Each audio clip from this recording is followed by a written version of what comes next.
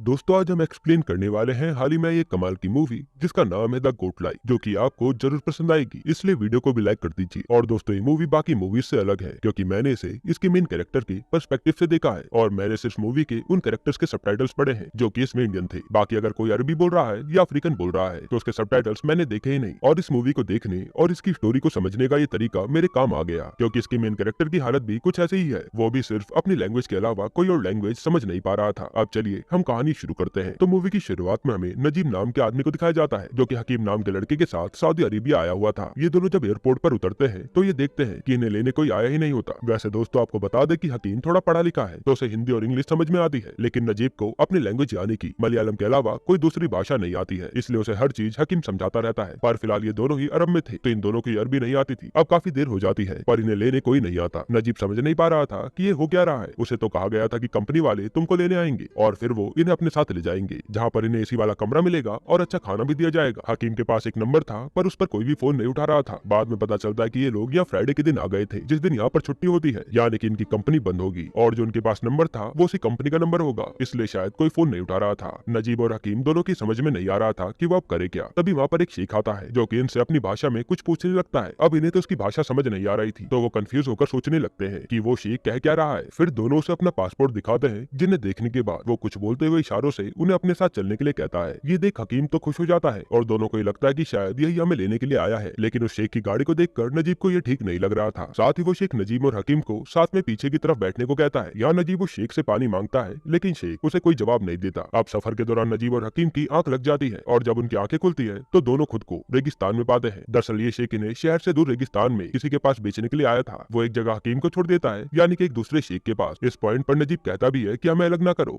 लेकिन वो पहले वाला शेख नजीब को मारने लग जाता है और उसे जबरदस्ती गाड़ी में बैठा लेता है। इस तरफ हकीम बेचारा चिल्लाता रह जाता है कि भैया मुझे छोड़कर ना जाओ। इसके बाद वो शेख नजीब को भी एक जगह छोड़कर चला जाता है। अब यहाँ पर जो शेख था उसी के अंडर नजीब को काम करना होगा, लेकिन अभी तक नजीब के कुछ भी समझ नहीं आ रहा था कि वो करे क्या। अब जो नजीब का बॉस था वो सोने के लिए चला जाता है। तब यह नजीब ढेर सारी बकरियों और ऊँटों के बीच में एक बुजुर्ग आदमी को देखता है जो कि शायद तमिल बोल रहा था। ये भाषा भी अब नजीब को नहीं आती थी और इस बूढ़े आदमी को देखकर ऐसा लग रहा होता है कि ये भी यही भेड़ बकरियों को ख्याल रखने का काम करता है। इशारे से नजीब इस बुजुर्ग आदमी से पानी मांगता है तो वो बूढ़ा आदमी एक पानी की टंकी की तरफ इशारा करता है जहाँ से नजीब पेट भरकर पानी पीता है। अब उसे सोना था लेकिन वो कहाँ सोए कुछ समझ नहीं आ रहा था। ना तो यहाँ कोई बिस्तर था और ना ही कोई छत। इस खुले रेगिस्तान में वो कहाँ सोता। इस दौरान नजीब देखता है कि उसका बॉस टेंट में सो रहा है तो वो भी एक कोने में अपना बिस्तर बिछाकर सो जाता है। नजीब अपनी जिंदगी को भी मिस कर रहा था। असल में नजीब हमेशा से गल्फ जाना चाहता था क्योंकि उसने देखा था कि जो लोग इंडिया में कुछ भी नहीं कमाते थे वो भी गल्फ से महंगी महंगी चीजें लेकर अपने घर आते हैं, तो उसका भी सपना था कि वो भी अपने परिवार की जरूरतों को पूरा करे। नजीब के एक दोस्त का जीजा लोगों को सऊदी भेजने का काम करता था तो उनसे नजीब मिलकर वहाँ सऊदी में जाने और नौकरी की बात कर लेता है। इसके लिए दोस्त के जीजा को नजीब ने 30,000 रूपए और मुंबई में वीजा बनाने के लिए 10,000 रूपए दिए थे। उसका सोचना था कि वहाँ पहुंचकर वो इन सब पैसों की भरपाई कर लेगा। और नजीब अपनी माँ और बीवी के साथ रहता था। उसकी बीवी माँ बनने वाली थी, इसलिए नजीब वहाँ जाने के लिए बेचैन था ताकि अच्छे पैसे कमा सके। कहानी वापस से प्रेजेंट में आती है और नजीब यही सब सोचते हुए सो गया था। अब क्योंकि वो टेंट में सोया था इसलिए नजीब का बॉस उसे बुरी तरह से मारता है और टेंट के बाहर निकाल देता है। नजीब को समझ नहीं आ रहा था कि उसने गलत क्या किया है। उसकी बीवी ने नजीब को अचार दिया था तो उसे देखकर वो उसे याद करता है। सुबह नजीब को वो बुजुर्ग अपने पास बुलाता है और वो बकरी का दूध निकाल रहा था। वो नजीब को दूध देते हुए अपनी भाषा में कहता है कि इसे ले जाकर बॉस को दे दो, लेकिन नजीब के समझ में नहीं आता और उसे लगता है कि बुजुर्ग उसे दूध पीने के लिए दे रहा है। नजीब उसे पीने लगता है। यह देख बुजुर्ग उसे रोकता है और वापस से उस जग को भरकर इशारे से नजीब को कहता है कि ये जाकर उसे दे दो। इस बार उसका इशारा समझकर नजीब दूध ले जाकर बॉस को दे देता है। यहाँ नजीब फिर से अपने शेख बॉस को समझाने की कोशिश करता है कि शायद वो गलत जगह पर आ गया है, वो इंडिया से यहाँ पर ये सब करने नहीं आया है। पर नजीब की बात उस शेख को समझ नहीं आ रही होती, इसलिए नजीब उसके पैर पकड़ लेता है और वो शेख उसे दोबारा से मारता है। फिर वहाँ एक और दूसरा शेख आता है जिसे अपना एड्रेस और बाकी चीजें दिखाकर नजीब समझाने की कोशिश करता है, लेकिन वो शेख नजीब की वो सारी चीजें ही फाड़ देता है। नजीब के पास अब अपने नसीब पर रोने के अलावा कुछ भी नहीं बचा था। उसे ऐसे देख शेख उसे रोटी खाने के लिए देता है। वो सूखी रोटी काफी मोटी थी और वो नजीब से निकली नहीं जा रही थी, तो शेख उसे सब्जी या कुछ और नहीं बल्कि पानी देता है और इशारे के जरिए बताता है कि रोटी को इसी पानी में डुबाकर खाओ, तब आराम से निकली जाएगी। अब भूख होती ऐसी चीज है कि नजीब को न चाहते हुए भी ये खाना पड़ता है और ये सीन काफी इमोशनल था। रात में नजीब अपनी बीवी का दिया हुआ अचार खाते हुए उसे याद करता है। यहाँ पर हमें वो सीन दिखाया जाता है जब नजीब की पत्नी उसे छोड़ने स्टेशन आई थी। यहीं से नजीब के साथ उसके एक पड़ोसी ने हकीम को भी भेजा था ताकि नजीब उसका भी ख्याल रखे। ये शायद आखिरी बार था जब नजीब ने अपनी पत्नी को देखा था। अब तो वो उससे बता भी नहीं सकता कि वो कहाँ और किस हाल में है। नजीब के मन में यहाँ से भाग जाने का भी विचार आता है और जब एक आदमी यहाँ पानी लेकर आता है तो उससे नजीब कहता है कि भाई मुझे अपने साथ ले चलो, और नजीब को उससे बात करते हुए देख शेख समझ जाता है कि नजीब उसे क्या कह रहा होगा, इसलिए यहाँ भी शेख नजीब को मारने लगता है। जब नजीब उसे रोकता है तो शेख गुस्से में बंदूक निकाल लेता है और उसी सी बंदूक से नजीब को बुरी तरह मारता है। यहाँ भी नजीब अपनी पत्नी को याद करता है कि कैसे उसकी शादी हुई थी। वहाँ पर गरीबी तो थी पर सुकून भी था। उसी सुकून को अब नजीब यहाँ मिस कर रहा था। वो कहते हैं ना दोस्तों, कभी कभी हमारे पास जो चीज होती है हम उसकी कदर नहीं करते और निकल जाते हैं और बेहतर की तलाश में। जो नजीब अपने घर में जब चाहे नदी में नहा लेता था, वो आज पता नहीं कितने दिनों से नहाया नहीं था। यहाँ नहाना छोड़ो, धोने के लिए भी पानी नहीं था। संडास करने के बाद नजीब को रेत के जरिए ही सोच करना पड़ता था। अब एक सुबह जब नजीब उठता है तो शेख उसे बकरियों का दूध निकालने के लिए इशारे से बोलता है और नजीब देखता है कि वो बुजुर्ग आदमी कहीं दिखाई नहीं दे रहा है। वो कहता है कि ये तो उसका काम है, लेकिन उस बूढ़े आदमी के न होने के कारण अब नजीब को न चाहते हुए भी इस काम को करना पड़ता है। पहले तो उसे बकरी लात मार देती है, लेकिन फिर किसी तरह से नजीब सीख जाता है और उनका दूध निकालने लगता है। यहाँ इस वक्त तक वो समझ चुका था कि उसे अब यही करना होगा, जिसके बदले उसे 2 वक्त की रोटी के अलावा कुछ नहीं मिलने वाला। इस काम को नजीब ने पहले कभी नहीं किया था, इसलिए उसे काफी दिक्कतें आती हैं। कई बार तो उसे बकरियां मार भी देती थी, जिससे नजीब को काफी चोटें भी आती हैं। लेकिन अब वो भी इन बकरियों के झुंड का हिस्सा था। नजीब को यहाँ अब शायद कुछ महीने बीत चुके थे। उसने काफी दिन बाद अपना चेहरा देखा था। तब नजीब जैसे पहले दिखता था उससे बिल्कुल ही अलग दिख रहा था। साथ ही अब उसकी सेहत और शरीर भी पहले जैसा नहीं रहा। इस बारे में सोचकर वो काफी दुखी होता है। तभी अचानक से उसे पहाड़ी के पीछे से आवाज आती है। वो जाकर देखता है तो वहाँ का नजारा देखकर वो दंग रह जाता है। दरअसल जो बूढ़ा आदमी यहाँ बकरियों का ख्याल रखता था, ये उसी की लाश थी, जिसे गिद्ध नोच नोच कर खा रहे होते हैं। यानी कि वो यहाँ पर काम करते करते मर गया और इन शेखों ने उसे ढंग से आखिरी विदाई भी देना सही नहीं समझा। उसकी बॉडी की हालत को देखकर नजीब गिद्धों को भगाने की कोशिश करता है, लेकिन वो उल्टा नजीब पर ही हमला कर देते हैं और नजीब को इस दौरान भी काफी चोटें आती है। नजीब को ये समझते देर नहीं लगती कि शायद अब उसका भी यही हाल होगा। उसकी पूरी जिंदगी इसी तरह बीत जाएगी और यहाँ से शायद वो कभी निकल ना पाए। यही सोचकर वो अगले दिन हिम्मत करके भागने की कोशिश करता है, लेकिन उसे भागते हुए एक शेख देख लेता है और वो शेख कैमल पर बैठकर नजीब का पीछा कर रहा होता है। फिर जब नजीब उसके आवाज देने पर भी नहीं रुकता तो शेख उसकी तरफ गोली चला देता है। हालांकि गोली नजीब को नहीं लगती, पर वो गिर जाता है। शेख गुस्से में उसके पास आता है और अपनी बंदूक से उसे काफी मारता है, यहाँ तक कि नजीब को ये सबक याद रहे और वो दोबारा भागने की कोशिश न करे। इसलिए शेख मार मार कर उसकी एक टांग भी तोड़ देता है। नजीब की हालत अब उन भेड़ बकरियों की तरह हो चुकी थी जिन्हें उनका मालिक मारता रहता है और बस अपने काम के लिए इस्तेमाल करता है। रात को वो काफी दर्द में होता है और अपनी माँ और पत्नी को याद करके रोता है। फिर मूवी में थोड़ा टाइम जंप आता है, जहाँ हम देख पाते हैं कि शायद अब नजीब को यहाँ 1-2 साल बीत चुके हैं। वो एक दिन बकरियों के झुंड को लेकर जा रहा होता है, तभी अचानक से बारिश शुरू हो जाती है। इस बारिश को देख नजीब जल्दी से एक पहाड़ी के नीचे चला जाता है। इस दौरान वो यहाँ पर एक गुफा देखता है, जिसके उस तरफ किसी की आवाज आ रही थी। उस गुफा में आवाज को सुनते हुए नजीब चला जाता है और जब वो इस छोटी सी गुफा के दूसरी तरफ निकलता है तो वहाँ हकीम मौजूद था। नजीब उसे देख अपने गले से लगा लेता है और दोनों एक दूसरे को देखकर काफी रोते हैं। इन्होंने एक दूसरे को उनकी आवाज से पहचाना था, क्योंकि शक्ल और शरीर तो काफी हद तक बदल चुका था। हकीम नजीब से रोते हुए कहता है कि भैया, शुरुआत में इन लोगों ने मुझे बहुत मारा, आज भी माँ याद आती है, ना जाने वो कहाँ होंगी, क्या सोचा था हमने और क्या हो गया। फिर वो कहता है कि मैं हाल ही में इस जगह पर आया हूँ, लेकिन अब आप मुझसे मिलने यहाँ पर मत आइएगा, क्योंकि अगर मेरे मालिक को पता चला तो वो मुझे बहुत मारेगा। भैया आप चले जाओ। इतना कहकर हकीम रोते हुए वहाँ से चला जाता है। नजीब भी क्या ही कर सकता था, वो भी हकीम को जाते हुए देखता है और फिर वापस चला जाता है। फिर कुछ दिन और बीतते हैं। नजीब एक दिन कैमल को लेकर कहीं जा रहा होता है। अभी कुछ दूर पर वो हकीम को देखता है, जो कि कागज छोड़कर चला जाता है। फिर नजीब बड़ी मुश्किल से उस कागज को पढ़ता है, जिसमें हकीम ने लिखा था कि भैया, जब मैं यहाँ आया तो मुझे एक अफ्रीकन गुलाम मिला जिसका नाम कादरी है। उसे कुछ हद तक यहाँ का रास्ता पता है, उसकी मदद से हम भी यहाँ से निकल सकते हैं। बस हमें सही मौके की तलाश करनी है, आप भी तैयार रहना। अब अगले दिन हकीम नजीब को कादरी से मिलवाता है। कादरी अफ्रीकन भाषा बोलता था, जिसे हकीम समझ लेता था, लेकिन नजीब नहीं। पर यहाँ इतना तो समझ आ गया था कि कादरी दिल का बहुत अच्छा आदमी है। फिर हकीम नजीब से बताता है कि हम यहाँ से 2 दिन बाद भागेंगे। दरअसल हकीम के बॉस की बेटी की शादी 2 दिन बाद होने वाली है, तो आसपास के सभी शेख उस दिन शादी में शामिल होंगे। यही मौका है यहाँ से निकलने का। इस पर नजीब रोते हुए कहता है कि मैंने कई बार कोशिश की है, इस विशाल और बंजर रेगिस्तान में हम इतनी दूर और कैसे भागेंगे। हकीम उससे कहता है कि भैया हिम्मत रखो, सब अच्छा होगा। बस फिर क्या था, वो दिन आ ही जाता है जब शेख सुबह होते ही निकल जाते हैं और नजीब जब यहाँ अपने कपड़े खोलता है तब हम देखते हैं कि उसकी हालत कितनी ज्यादा बदतर हो गई है। उसकी एक हड्डियां दिख रही होती है और साथ ही पेट तो जैसे अंदर घुस गया हो। वो यहाँ आज पहली बार नहाता है और अपने बैग से निकाल कर कपड़े पहनता है। तब नजीब देखता है कि उसकी कमर उसकी पैंट की कमर से आधी हो गई है, इसलिए वो अपनी पैंट को एक रस्सी से बांधता है। फिर आखिरी बार वो सारे ऊंट और भेड़ बकरी को खाना देता है और सभी से कहता है कि अलविदा, मैं जा रहा हूँ हमेशा के लिए। इसी बीच नजीब को लेने हकीम और कादरी आ जाते हैं। हकीम नजीब से कहता है कि हमें रात होने से पहले रोड तक पहुंचना होगा, तो अब ये लोग यहाँ से निकल जाते हैं। मगर रेगिस्तान तो इनकी सोच से भी कई ज्यादा विशाल था। रात होने तक सभी को प्यास लग जाती है। तब कादरी थोड़ी दूर पर कुछ शेख लोगों को देखता है और चुपचाप थोड़ा सा पानी लेने की कोशिश करता है। वहाँ रेगिस्तान में पानी और भी गुलाम चोरी कर रहे थे। ये देख वो शेख तुरंत गोली चला देता है। तब कादरी, नजीब और हकीम ये देखकर भागते हैं और एक रेत के टीले से गिर पड़ते हैं। यहाँ तीनों ही उन शेखों से दूर तो आ गए थे, पर कमजोरी की वजह से बेहोश हो गए थे। सुबह जब इनकी आंख खुलती है तो देखते हैं कि चारों ही तरफ बंजर रेगिस्तान और रेत ही रेत है। चलने के अलावा अब इनके पास कोई चारा नहीं था, क्योंकि इन लोगों ने ये कदम सोच समझ कर उठाया था कि यहाँ गुलामी करते हुए मरने से अच्छा है कि यहाँ से निकलने की कोशिश में जान चली जाए। पर दोस्तों कहते हैं ना, कहना आसान होता है पर करना मुश्किल। तीनों भूखे प्यासे आगे बढ़ते जा रहे थे। यहाँ कादरी सूरज की चाल के हिसाब से अपना रास्ता तय कर रहा था। इसी बीच नजीब और हकीम को कुछ दूर पर पानी दिखता है। ऐसा लगता है कि मानो कोई कैमल पानी पी रहा हो। उन्हें भागता देख कादरी उन्हें रोकता भी है। असल में ये नजीब और हकीम की आंखों का धोखा था, जिसे हम मिराज कहते हैं। दोनों पास जाकर देखते हैं तो वहाँ ऐसा कुछ भी नहीं था, बल्कि एक कैमल की लाश पड़ी हुई थी, जो शायद प्यास से ही मारा गया। फिर ये तीनों हिम्मत करके आगे बढ़ते हैं तो अचानक से ढेर सारे रेत वाले सांप वहाँ आ जाते हैं, जिनसे कादरी हकीम को तो बचा लेता है, लेकिन नजीब उन सांपों के बीच फंस जाता है। उसे कादरी इशारे से वहीं बिना हिले खड़े रहने के लिए कहता है और नजीब ऐसा ही करता है। कई सांप उसके अगल बगल और कुछ उसके पैरों के ऊपर से होकर चले जाते हैं और ये सीन देखने में काफी खतरनाक था। इस पॉइंट पर कादरी देखता है कि नंगे पैर होने के कारण नजीब के पैर में कई छाले पड़ गए हैं और साथ ही सूजन भी आ गई है। ये देख कादरी उसके पैरों में एक कपड़ा फाड़ कर बांधता है ताकि वो चल पाए, क्योंकि इन्हें पता नहीं था कि इनका सफर कब और कैसे खत्म होगा। अब प्यास से तीनों की हिम्मत पस्त हो रही थी, खास करके नजीब और हकीम की। आगे गिरते पड़ते ये लोग भूख प्यास से बेहाल होकर भी बढ़ते जा रहे थे। कभी हकीम गिर जाता तो कभी नजीब, लेकिन कादरी काफी स्ट्रांग था और वो इन दोनों को छोड़कर कहीं जा नहीं रहा था। वो इन दोनों को हिम्मत देता है। एक समय तो ऐसा आता है कि हकीम और नजीब प्यास की वजह से बेहाल होकर बेहोश हो जाते हैं। इस दौरान कादरी इन्हें अपना पसीना तक पिला देता है। इस तरह चलते हुए इन्हें 3 दिन बीत चुके थे। अब हकीम का शरीर उसका साथ छोड़ रहा था, तो कादरी उसे उठाकर आगे बढ़ने लगता है। जिस दौरान हकीम को जब थोड़ा होश आता है तो उसे आगे शहर दिखने लगता है, जबकि वहाँ पर कुछ भी नहीं था। उसका दिमाग भी अब उसका साथ छोड़ रहा था। वो नजीब और कादरी को धक्का देकर वहाँ जाता है और जब कुछ भी नहीं मिलता तो वो रोने लगता है। अब उसे प्यास भी लगी थी तो वो रेत को ही पानी समझकर अपने मुंह में भरने लगता है। तब नजीब उसे संभालने की कोशिश कर रहा होता है, पर कोई फायदा नहीं होता और इस हालत में हकीम की सांसें उसका साथ छोड़ देती हैं। उसे भी अपने सामने लाश में बदलता देख नजीब के कुछ समझ में नहीं आ रहा था कि वो करे क्या। उससे वहाँ से आते वक्त हकीम की माँ ने कहा था कि इसका अपने छोटे भाई की तरह ख्याल रखना। नजीब हकीम की बॉडी को पकड़कर रो ही रहा होता है। तभी कादरी देखता है कि रेतीला तूफान सामने से आ रहा है, इसलिए वो जबरदस्ती नजीब को लेकर भागता है। इस तूफान की वजह से हकीम की लाश भी उसे रेत में कहीं खो जाती है। ये दोनों भी उस तूफान से किसी तरह बचते हैं। फिर जब तूफान थम जाता है तो कादरी को कुछ दूर पर पानी दिखता है और दोनों उस पानी को देख काफी खुश होते हैं। यहाँ कादरी नजीब को थोड़ा थोड़ा करके पानी पिलाता है। फिर उसे यहाँ पर एक बॉटल दिखती है जिसे कादरी बांसुरी की तरह बजाता है। अब रात यहाँ बिताने के बाद अगली सुबह जब कादरी उठता है तो उसे ऐसा लगता है कि रोड करीब ही है, लेकिन इस बार उसका भी अंदाजा गलत था। इस पॉइंट पर कादरी की हिम्मत भी जवाब दे देती है और जब नजीब उठता है तो वो देखता है कि कादरी उसके लिए बोतल में पानी छोड़कर जा चुका है। अब नजीब अकेला था, जो कि इस बोतल का पानी पीते पीते किसी तरह भाग्य से रोड तक पहुंचने में कामयाब हो जाता है, पर अब उसकी हिम्मत जवाब दे चुकी थी। भूख प्यास से बेहाल वो ठीक से चल भी नहीं पा रहा था। उसकी इस हालत को देखने के बाद भी कोई गाड़ी नहीं रोक रहा था। फिर कुछ देर बाद एक कार उसके पास रुकती है और ये एक शेख था, जो कि नजीब को अपनी कार में लिफ्ट भी देता है और उसे पानी भी पिलाता है। ये शेख दिल का अच्छा था, जो नजीब को शहर में लाकर छोड़ देता है। यहाँ पर नजीब हाथ जोड़कर इस शेख का शुक्रिया अदा करता है। फिर उसके जाने के बाद नजीब लड़खड़ाते हुए एक मलयाली रेस्टोरेंट के करीब जाकर गिरता है। ये रेस्टोरेंट कुंजिका नाम के आदमी का था, जो नजीब का इलाज करवाता है, साथ ही उसके बालों को भी कटवाता है। फिर वो नजीब के बताए हुए नंबर और एड्रेस के जरिए किसी तरह उसकी बात उसकी पत्नी से करवाता है। यहाँ पर हमें पता चलता है कि नजीब ने रेगिस्तान में पूरे 3 साल बिताए थे। वो अपनी पत्नी और बच्चे की आवाज सुनकर रो पड़ता है। अब नजीब के पेपर्स पूरे नहीं थे, इसलिए उसे न चाहते हुए भी पुलिस में सरेंडर करना पड़ता है। यहाँ पर जो लोग अपनी कंपनी या बॉस से भागकर आए थे, उन्हें वो शेख पकड़कर वापस ले जाते थे। एक दिन नजीब का शेख बॉस भी यहाँ आता है, जिसे देख नजीब डर रहा था कि कहीं वो मुझे ले जाना ले, पर वो नजीब को कहीं नहीं ले जाता। हालांकि उसने उसे पहचान तो लिया था। दरअसल इस शेख के पास किसी और को काम करने आना था और वो नजीब को गलती से ले गया था। अब नजीब के एम्प्लॉयमेंट पेपर्स उसके पास नहीं थे, तो वो नजीब को नहीं ले जा सकता था। ये बात जानकर नजीब थोड़ा हल्का महसूस करता है। फिर 3 महीने जेल में रहने के बाद आखिर वो समय आ जाता है जब उसे वापस इंडिया डिपोर्ट कर दिया जाता है। जाते वक्त नजीब सोचता है कि लोग यहाँ से कई महंगी और बड़ी बड़ी चीजें अपने परिवार और दोस्तों के लिए लेकर जाते हैं, मगर नजीब के पास अपनी पत्नी और बच्चे को देने के लिए अपने वक्त के अलावा कुछ नहीं था। उसे समझ आ चुका था कि उसके पास जो भी है वह काफी है। यहाँ कई लोग तो एक एक बूंद पानी के लिए भी तरस रहे हैं। इस मूवी ने हमें दुनिया का सबसे अच्छा सबक दिया है कि हमें संतुष्ट रहना चाहिए, वो भी उन सभी चीजों से जो भी हमारे पास हो। साथ ही अपने सपनों पर काम तो करो, लेकिन कामयाबी और ऐशो आराम के चक्कर में इतनी दूर भी ना निकल जाओ कि वापस लौट पाना नामुमकिन हो जाए। इसी बेहतरीन मैसेज के साथ ये सच्ची घटना पर आधारित मूवी खत्म होती है। दोस्तों, आपको ये मूवी कैसी लगी हमें कमेंट में जरूर